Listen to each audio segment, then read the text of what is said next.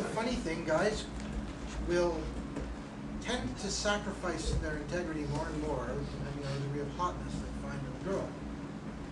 Oh, I'd definitely bend over backwards for that one. Hell, I'd give her all my money. That girl is so fine and so great. It's like, how come? why isn't men do this? How come, man? I mean, I feel it too. Okay. I feel my sense of centeredness change just because a woman's outward appearance on a numerical scale is like changing. She's Lose like, the numerical scales. The first piece of good health. Pardon me? Get rid of the scales. Because there's, I'm sorry, I'm taking from you. Well, that's really get rid of that damn scale. That whole rating system's a line of shit. The scale is, look at, if you don't know how to train the girl how to suck a dick proper, I'm putting out a video that's called Learn How to Deep Throat Like a Porn Star. And you'll be able to teach any girl how to swallow the noodle. Now, if she doesn't know how to fuck very good, you start working the fucking white tiger tantra on those fucking muscles in that snatch that have gone, you know, atrophy. I mean, a lot of those pussy muscles, I mean, if you get them working right, they'll start playing your cock like a trumpet. Instead of just like, oh, fuck it, stick it in. Can't you stir the soup?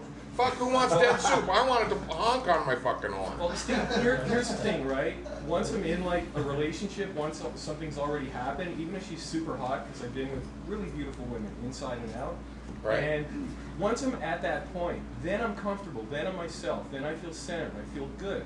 But initially, it's that first 5 minutes to half hour where it's just like I say, it's a very superficial thing, but for some reason, then find the fault in her, because nobody's completely perfect. Look at the wart on the end of her nose or the zit on her ass, and go, she's not perfect. Yeah, watch as her nostrils flare while she breathes. Do whatever it takes to keep yourself from turning her into a goddess, because she's not. But I think your question is a better one. The larger question is, why do men lose all their self-control and their composure? I mean, Steve and I have a lot in common. We both like very beautiful women, but very beautiful is extremely subjective. Now, I've been pretty spoiled because most of the girls I've been involved with have been professionally beautiful. A lot of them are actresses, a lot of them are porn stars, runway models, magazine models, escorts, exotic dancers, bartenders at extreme nightclubs, and you know, people who mystery would describe as SB12s or something along those lines. The fuck is SB12? Super hot babe. Oh, man. 12 on a scale of 1 to 10. I've been so out of the coding system. And I'm an MPUA, I just found out. Now, at Cliffs, one of the things I pointed out, which I think is worth repeating here. I'm sorry, can you speak louder? Of course, I'll do my best. One of the things I mentioned in Cliffs last year was overwhelmingly a lot of people, or overwhelmingly within the community, there is a desire to rate numerically, usually on a 1 to 10 scale, women. And most of this is about feeding your ego. For some people it's about neg calibration, and I'll come back to that in a second. But most of the time, when you look at a girl, no matter who you are, no matter if the girl's looking at you, it doesn't matter. Every person looks at everyone else, and when they begin, they see one of 4 categories. I wouldn't fuck him. I could fuck him. I'd like to fuck him, and they wouldn't fuck me. Girls do this to guys too. Everyone looks at everyone else that way. Now, as you work through yourself and you become more and more comfortable with yourself, you'll realize what it really takes to pick up any sort of girl. As you get more game, as you get more comfortable with yourself, you realize that, wow, it's a whole lot harder for a woman to find a worthwhile guy than it is for a guy to find a hot girl. Because damn, there are damn few of us left. I agree with that, and I feel that. So now, I want to continue on your previous question, so let me just come back to this frame for a moment, okay? I think it's a frame that's worth considering for everybody here. After you've gone, you said there's these 4, I wouldn't, I could, I'd like to, and they wouldn't. When you reach a certain level, and I'm a fat fucker, I'm old, I'm balding, I'm heavy, and I date the kinds of girls that rock stars wish they could get to go to bed with more than once. And these girls are fabulous, wonderful. But for me, it's not that they're a 10 or a 7 or a 4 or whatever. It's that they're interesting to me. So I start by saying, well, you know what? When you reach a certain level in the game, there's no longer a level of they wouldn't fuck me, not as a category. There'll be individual women who won't fuck you. Maybe the girl's just a nun, just entered convent school, or maybe she's just gotten out of a bad divorce. She's decided to try the other team. She's going lesbian. But for whatever reason, there'll be some number of women who aren't going to want you.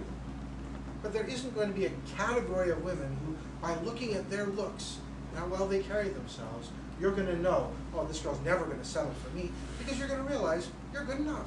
And not just that, she doesn't think that highly of herself, that she's not going to settle. So you have, all of a sudden, 3 levels. I wouldn't, I could, I'd like to. So now you look at the bottom 2 levels. By the time you've reached the point where you're good enough in the game that you know there's no such level as too good for me, there's no one out of my league, you also realize that why in the hell would I go to bed with someone I could go to bed with when there are all these girls out there that I'd like to go to bed with? So you reduce it. Number 2 switches down to 1.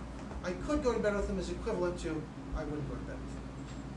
And I'd like to go to bed with them is the only thing that matters. And if you'd like to go to bed with them, their numbering doesn't matter at all. Because the only person who matters at all, if you decide you like a girl's looks or style or politics, philosophy, something about her enough to go to bed with her, is if you want her. So it doesn't matter if other people say, oh my God, she's older than you, she's losing her hair, she's heavy. Who gives a crap? If she turns you on enough to give you wood, and you like her, she's a yes. If you don't like her, it doesn't matter how hot she is. She's a no. So ultimately, those 4 become 2. Yes and no. If you concentrate on spending your time with the girls who are yeses, you'll be a very happy man. You'll also discover there sure are a damn sight more yeses than you ever would have thought of. If you started out going, well, I have to find girls who are hot enough to turn me on and not so hot that they won't be into me. Besides, most of those ones that are still in the bar trying to pretend and make this big facade about I'm so fucking hot, they're pieces of shit, and there's a lot of fool's tax to be paid. You know, you want to pay fool's tax, go find them. Or buy lottery tickets. That's right. You know, I mean, it's like, who cares? I mean, it's not about proving to the guy that you pulled the perfect bass out of the lake and you want to mount it. You don't even want to eat it. It's like, wow, isn't this big? No, mine was this big. No, it's this big. Who gives a shit?